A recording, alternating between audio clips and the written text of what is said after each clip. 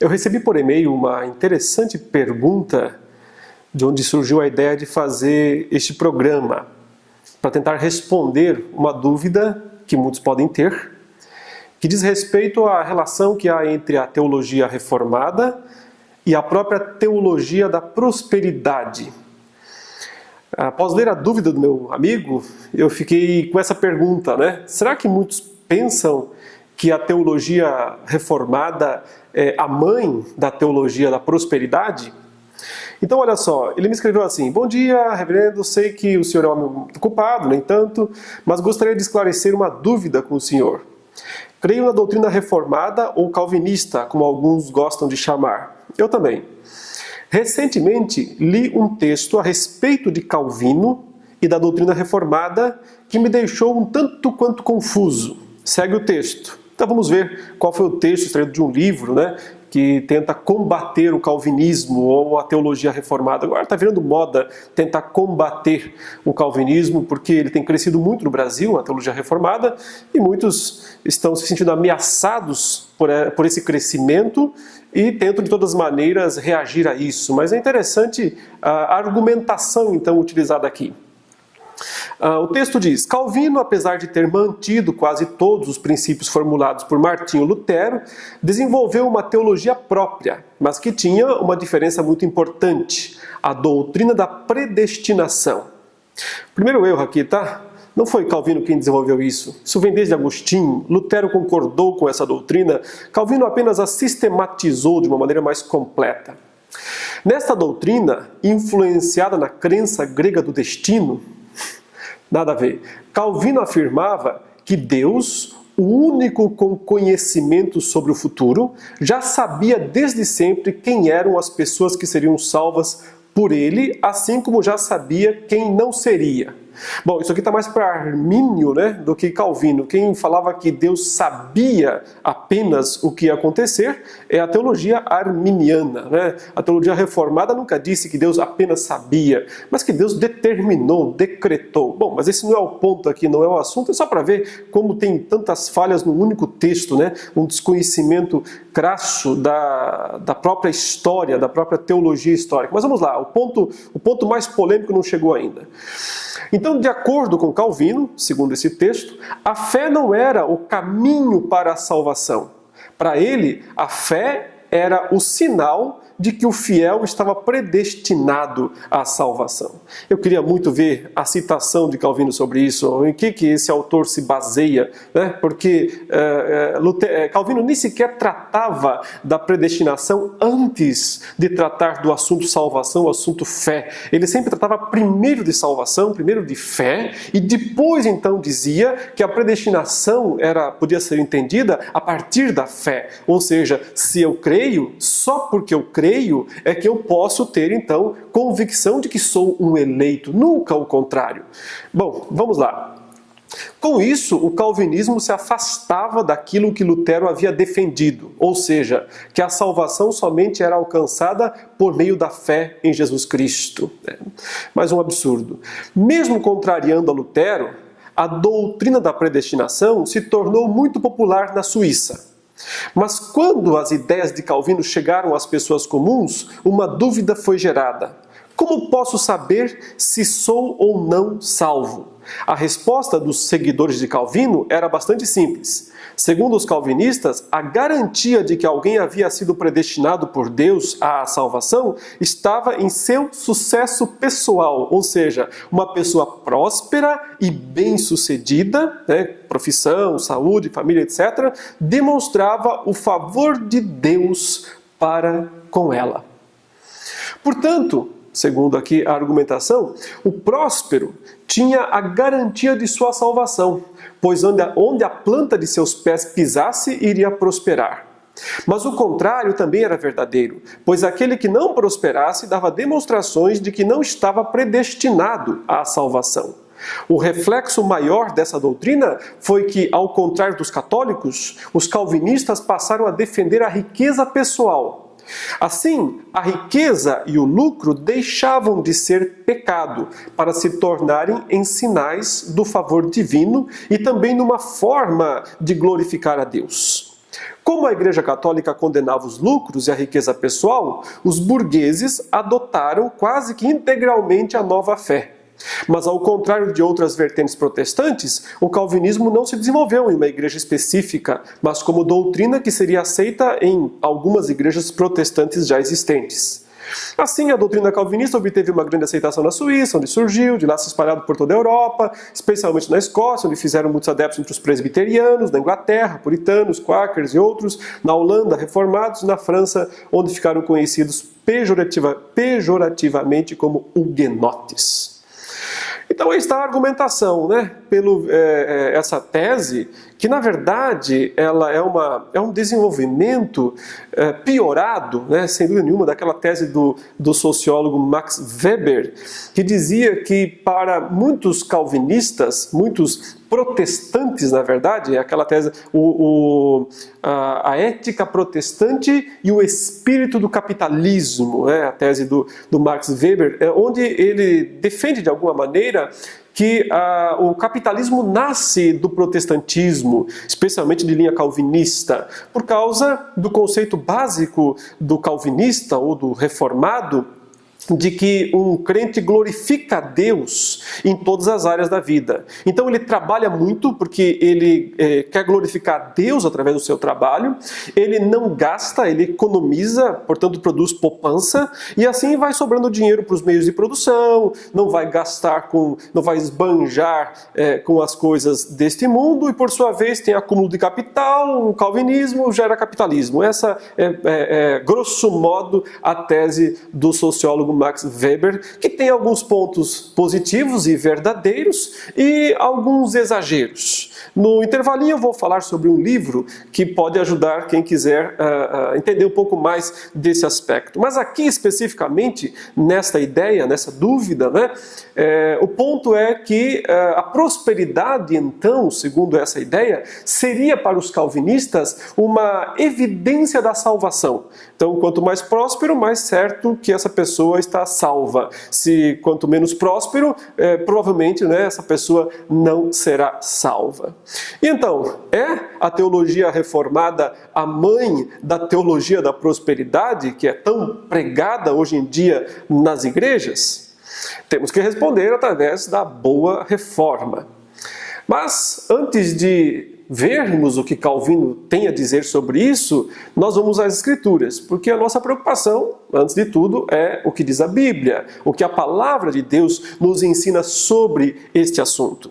E eu não vou conseguir esgotar todo esse assunto num programa só, por isso, provavelmente teremos mais algum programa para frente aí, onde eu voltarei a abordar com mais detalhes esse assunto, que inclusive, né, sempre gera muita discussão, muito debate na atualidade, entre os evangélicos e até mesmo entre os não evangélicos, mas que são cristãos, né? Que é justamente essa questão da prosperidade, que é pregada tão descaradamente, tão abertamente em tantas igrejas hoje, que se tornam impérios econômicos, né?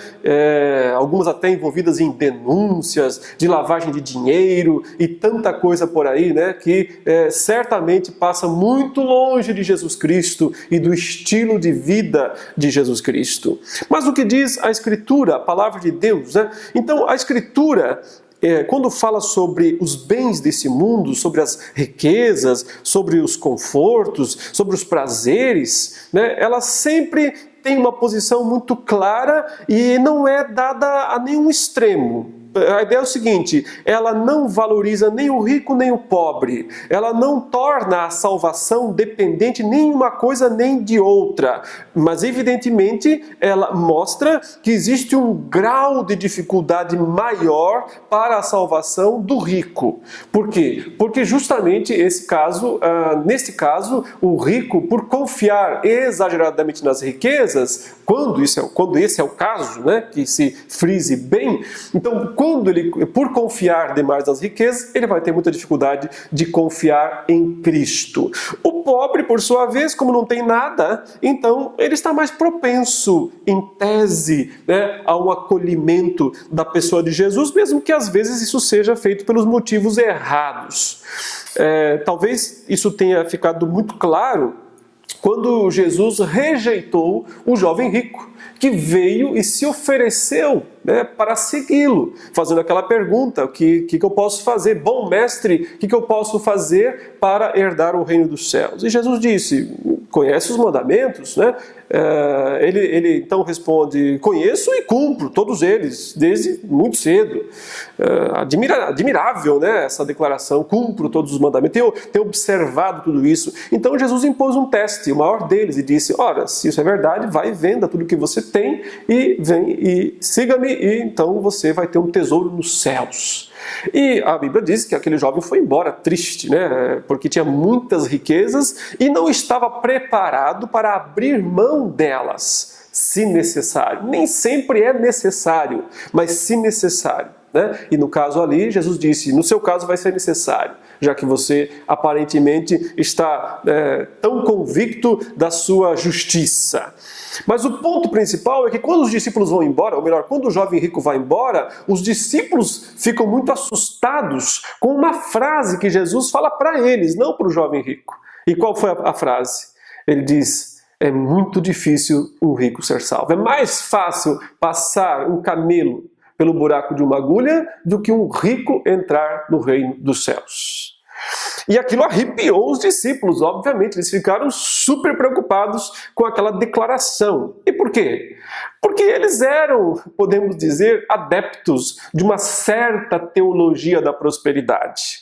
Eles acreditavam, como era comum entre os judeus, que prosperidade era evidência de bênção divina, de bênção celeste, e que a ausência de prosperidade era uma evidência de maldição, de que Deus não estava abençoando. Então a ideia deles era que se uma pessoa era rica, ela estava mais próxima do reino dos céus do que uma pessoa pobre, porque a riqueza era uma evidência da bênção. Mas quando Jesus diz: não, é mais fácil passar um camelo pelo buraco de uma agulha do que um rico entrar no reino dos céus, os discípulos bateram a mão na cabeça e se desesperaram, dizendo: então quem é que pode ser salvo?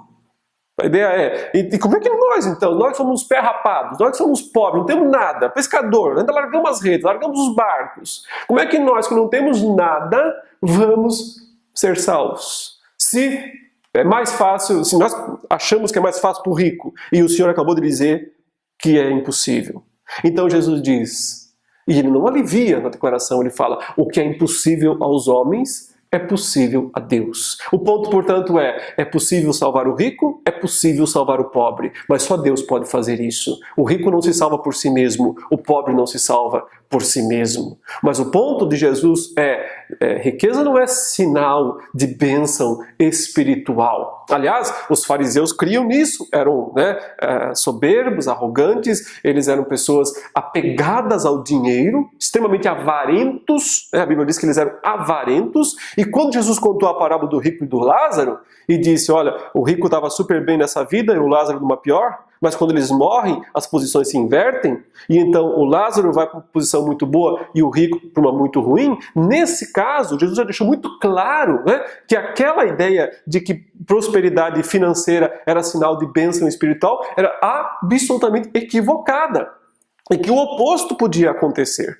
Isso não é uma teologia da pobreza, mas quer dizer que tanto o rico quanto o pobre podem ser salvos pela graça. E que para ambos é impossível o salvar-se a si mesmo. Mas parece haver da parte de Jesus uma ideia, pelo menos na parábola do rico e do Lázaro, de que é um pouco mais acessível, a salvação está um pouco mais acessível para o pobre.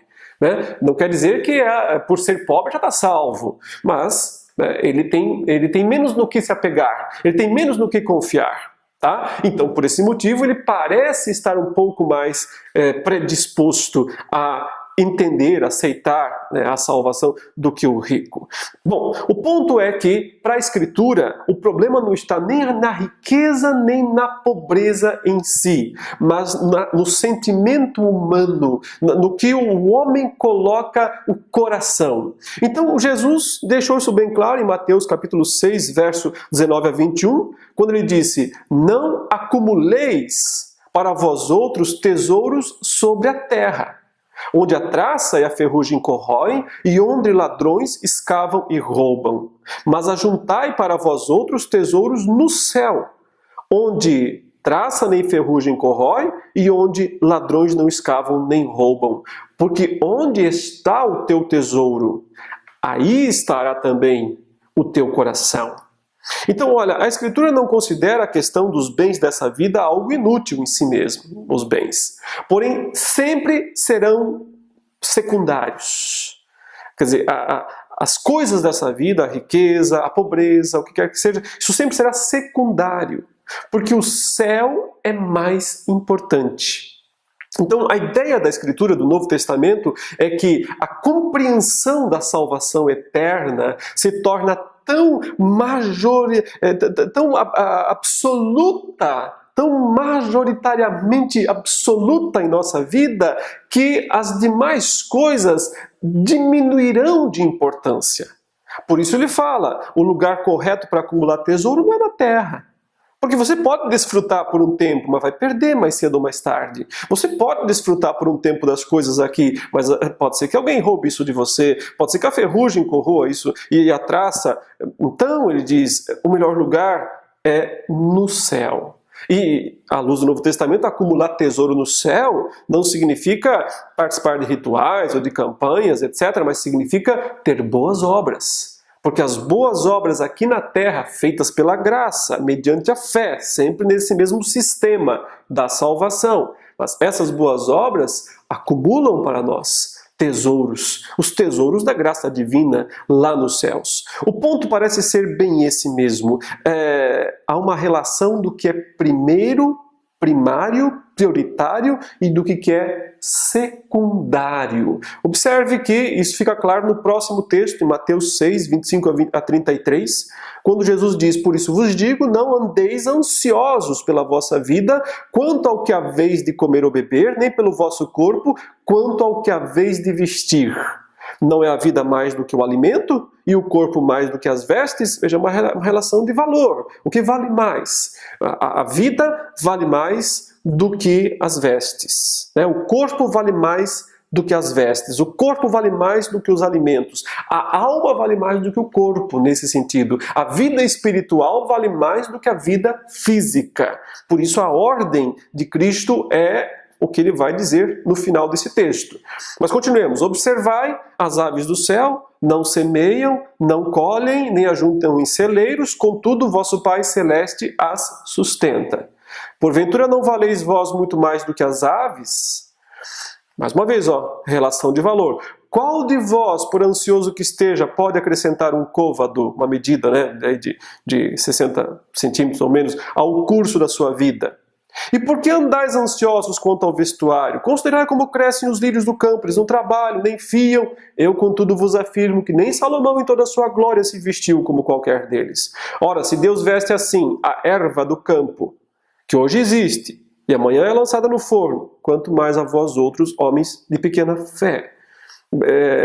Cristo está dizendo que as coisas da vida nos serão dadas porque Deus quer cuidar de nós. Não há necessidade dessas campanhas megalomaníacas para conseguir as coisas.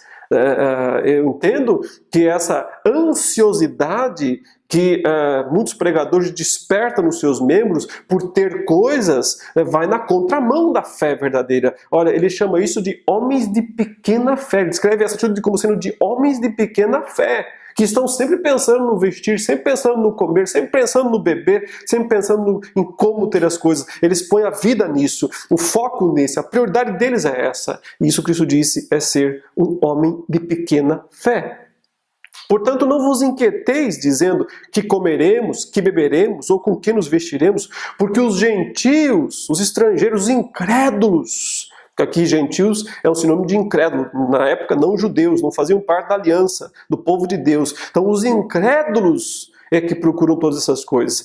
Agora há pouco ele disse que eram os de pequena fé, agora vocês são, na verdade, são incrédulos, pois vosso Pai Celeste sabe que necessitais de todas elas. Então o que é para buscar? No que é para ir para a igreja para buscar o quê? Buscai, pois, em primeiro lugar o seu reino e a sua justiça. Aí está o que é primeiro, o que é mais importante, o que está acima de tudo, o seu reino e a sua justiça. E todas essas coisas, a comida, a bebida, as roupas, vos serão acrescentadas. Então, quando uma igreja se propõe a colocar como centro da sua existência a busca por uma questão financeira melhor, ela está na contramão do ensino de Cristo, que disse: o que tem que ser colocado como central é a vida do reino, é a justiça do reino de Deus. E as demais coisas são consequências. Elas não são o alvo, elas não são a prioridade, elas são as consequências que Deus bondosamente concederá ao seu povo. Lucas narra essas duas passagens que eu li, do tesouro do coração, mostrando que na verdade Jesus falou essas duas coisas no mesmo momento, porque ele estava pensando numa coisa só. Em Lucas 12, 31 e 34 diz: buscar antes de tudo, o seu reino, e estas coisas vos serão acrescentadas. Não temais, ó pequenino rebanho, porque vosso Pai se agradou em dar-vos o quê? O seu reino. Qual a melhor coisa que Deus tem para nos dar? Conforto, prosperidade, saúde? O seu reino. É isso que é a melhor coisa, o que mais Deus se agrada em nos dar. Ao ponto que ele diz: não se preocupe com os seus bens, vendei os vossos bens e dai esmola. Fazei para vós outros bolsas que não desgastem, tesouro inextinguível nos céus, onde não chega o ladrão, nem a traça consome, porque onde está o vosso tesouro, aí estará também o vosso coração. As igrejas lotam porque os falsos pregadores prometem que elas serão prósperas se fizerem um sacrifício financeiro. Se elas fizerem um sacrifício financeiro, elas serão prósperas. É isso que eles anunciam. Programas de TV mostram iates, mansões e até helicópteros para atrair os empresários, falidos, talvez, passando dificuldade, que vão lá para dar o resto do que eles têm para esses ladrões espirituais. Para essas pessoas que só estão interessadas em construir impérios pessoais. Bom, enganando e sendo enganados, é aquilo que Paulo diz a Timóteo, que essa vai ser a realidade do mundo, enganando e sendo enganados. Porque a ideia é essa mesmo, me engana que eu gosto. Essas pessoas que vão atrás dessas coisas gostam de ser enganadas e encontram pessoas que gostam ainda mais de enganá-las. Então, o ponto aqui é que é incompatível o ensino de Jesus com o ensino dos teólogos da prosperidade hoje em dia. Só há um veredito para esses pregadores, é o de Paulo, aqui em 1 Timóteo 6, 5 a 10. E se você achou que eu falei coisa forte agora há pouco, olha o que Paulo diz sobre eles. Ele diz que são homens cuja mente é pervertida e privados da verdade. Por quê? Porque eles supõem que a piedade é fonte de lucro. Quer uma declaração mais clara do que essa? Sempre que alguém pensar que piedade, que viver piedosamente produz lucro, produz conforto, produz bem-estar, produz prosperidade, lucro, esse pensar origina-se de uma mente pervertida. Origina-se de alguém que não tem a verdade, privado da verdade. Mas olha o que Paulo fala no verso 6. Tem um lucro para a piedade, mas não é o material. É o lucro espiritual, os tesouros nos céus. De fato, grande fonte de lucro é a piedade com o contentamento. O contentamento quer dizer estar satisfeito com o que tem. Estar satisfeito com o pouco. Paulo diz, porque nada temos trazido para o mundo, nem coisa alguma podemos levar dele. Somos peregrinos, portanto. Viemos aqui, mas não conseguimos trazer bens celestes para cá. Permanecemos aqui, vamos voltar, não temos como levar nada daqui para lá. Portanto, a lógica paulina, bíblica do Espírito Santo é: tendo sustento e com que nos vestir, estejamos contentes. Ninguém precisa se contentar com a miséria, mas ninguém que buscar os recursos, trabalhar, se desenvolver, ficará na miséria. Só fica na miséria, na maior parte das vezes, quem não faz uso dos recursos divinos. É claro que há exceções, é claro que há pessoas com deficiências, com dificuldades, mas em linhas gerais, o ensino da Bíblia é: não quer trabalhar, não coma. Vai ter com a formiga, ó preguiçoso. Então a Bíblia é muito clara contra a preguiça, contra a falta de vontade de trabalhar, contra a falta de vontade de usar os seus recursos. O mundo tem recursos para que as pessoas tenham sustento e com o que se vestir. E o texto diz: se nós já temos isso, já é motivo de contentamento. E olha que relação interessante, o verso 9 fala: ora, os que querem ficar ricos caem em tentação e cilada e em muitas concupiscências insensatas e perniciosas, as quais afogam os homens na ruína e perdição. Porque o amor do dinheiro é raiz de todos os males. E alguns nessa cobiça se desviaram da fé e a si mesmos se atormentaram com muitas dores. Resumindo, se você achar, se uma pessoa diz que a piedade é fonte de lucro, isso denota mente pervertida, privação da verdade. Desejar ficar rico, essa vontade de enriquecer, ele diz aí, é tentação, cilada, concupiscências e coisas daí para frente piores ainda. Então observe, aí você liga a televisão e está lá o programa do super pregador lá, cheio, um iate no fundo, uma mansão atrás, um testemunho de alguém que fala: oh, minha empresa vale 30 milhões hoje. Que pregação é essa? Isso é cobiça, isso é amor ao dinheiro. E o que significa isso aqui? Se desviar da fé. E traz o que para si mesmo? Paulo diz: alguma vantagem em última instância? Só dores, só atrai para si tormentos e dores.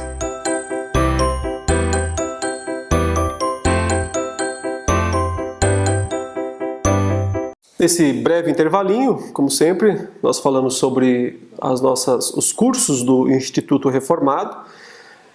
Você possa entrar lá no site do nosso instituto, onde são oferecidos cursos totalmente online, cursos virtuais de excelente nível, com ótimos professores, com custos muito acessíveis, com livros doados, enfim. Não perca a oportunidade de estudar a teologia bíblica. São 3 linhas de estudos teológicos que nós temos no Instituto Reformado. Teologia bíblica ou interpretação bíblica são as matérias mais textuais, que mexemos mais com o texto bíblico em si. Teologia sistemática, que procura sistematizar as doutrinas usando então a Escritura como um todo. E teologia prática ou pastoral, onde aplica-se os recursos tanto da teologia bíblica quanto da teologia sistemática. Cada um dos nossos cursos ou programas tem 9 disciplinas, todas bem focadas em cada uma dessas 3 áreas. Pode fazer um curso por vez, se quiser, ou pode fazer os 3 ao mesmo tempo, dependendo das suas condições, do seu tempo. Enfim, dá uma olhada no site e aproveita essa oportunidade. Eu quero falar sobre 2 livros, bem rapidamente, que tratam desse tema específico que nós estamos falando hoje. Esse livro aqui, o Brilhe a Sua Luz, eu escrevi já há alguns anos e é publicado pela editora Cultura Cristã. É só procurar aí editoraculturacristã.com.br e eu tenho aqui um capítulo específico, ou alguns capítulos específicos, falando sobre a questão das riquezas, do uso do dinheiro. Enfim, tem um capítulo 10 aqui: Dinheiro traz felicidade? Enfim, e eu também gostaria de falar sobre o livro O Futuro do Calvinismo, que está aí na tela, a capa pelo menos, também da editora Cultura Cristã. É nesse livro que eu analiso a tese do Max Weber sobre a ética protestante e o espírito do capitalismo. Então, se alguém está interessado nesse aspecto um pouco mais acadêmico, esse livro é um pouco mais acadêmico, está aí também esse material disponível.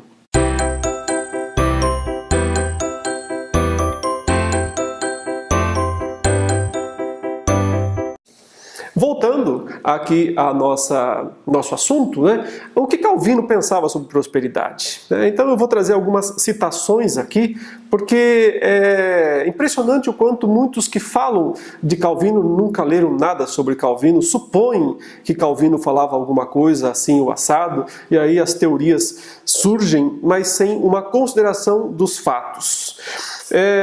Eu posso resumir tudo que nós vamos ver aqui do pensamento de Calvino sobre riqueza, prosperidade, é exatamente bíblico. É aquele ponto.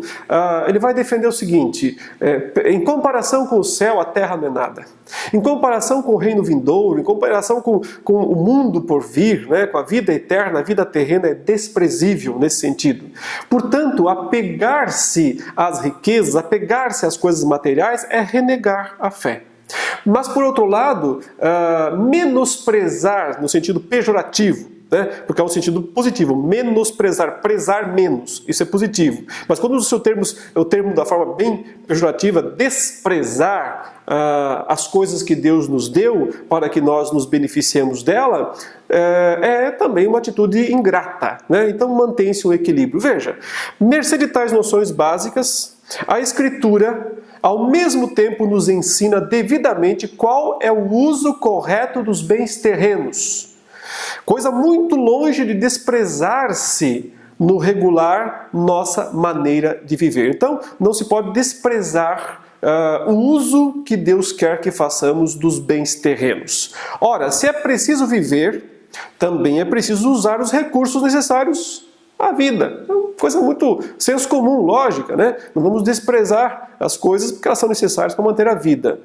Tampouco podemos também furtar-nos àquelas coisas que parecem servir mais ao prazer que à necessidade. Então o argumento de muitos é: só podemos usar aquelas coisas na medida em que necessitamos delas, mas não podemos ir além, usufruir algum prazer delas, né? Calvino não concorda com isso. Ele diz: se Deus possibilita prazeres lícitos nas coisas, dos bens desse mundo, nós podemos moderadamente usufruí-los. Mas essa palavra moderadamente sempre estará em destaque. Portanto, é preciso observar justa medida, que está o ponto moderado, né? Na justa medida, de sorte que, seja para necessidade, seja para deleite, que os usemos com uma consciência pura. Então, não podemos ferir a consciência ao usar os bens desse mundo. Essa medida é prescrita pelo Senhor em sua palavra. Quando ensina, e aqui vem o que eu acabei de dizer, que é o núcleo, o centro do pensamento de Calvino sobre isso.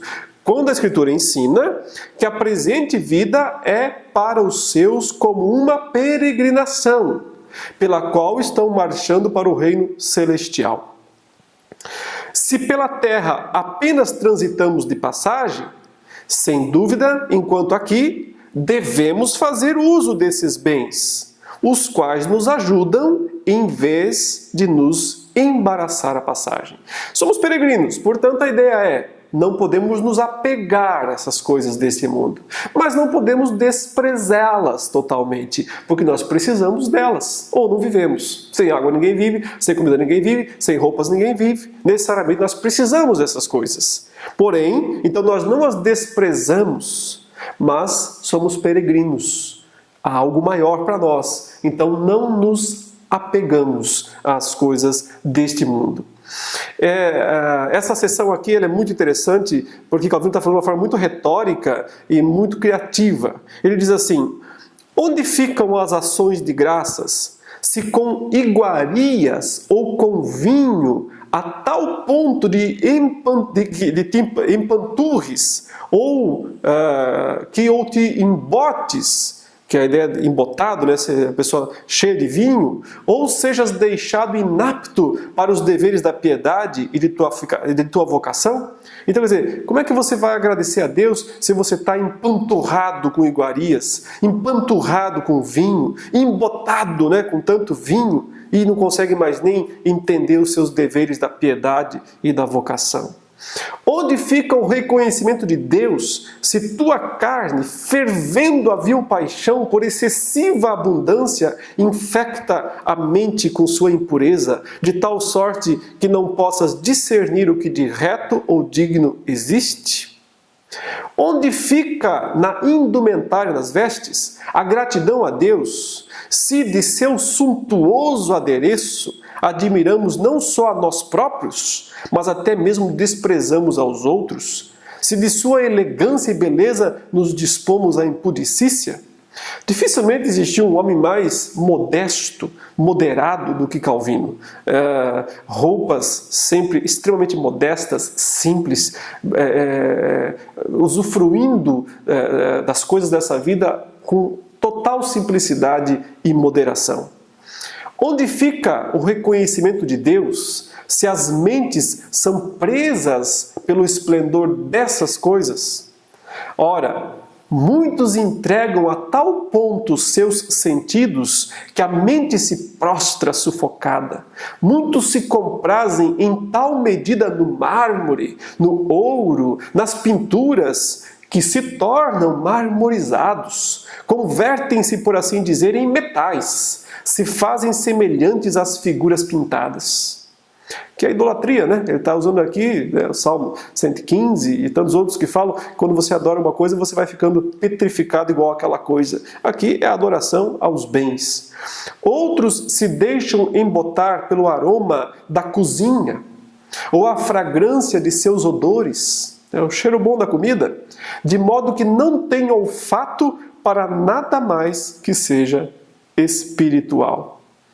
Mas nenhum caminho é mais seguro e mais expedito do que aquele que nos resulta do menosprezo da presente vida e da meditação da imortalidade celeste.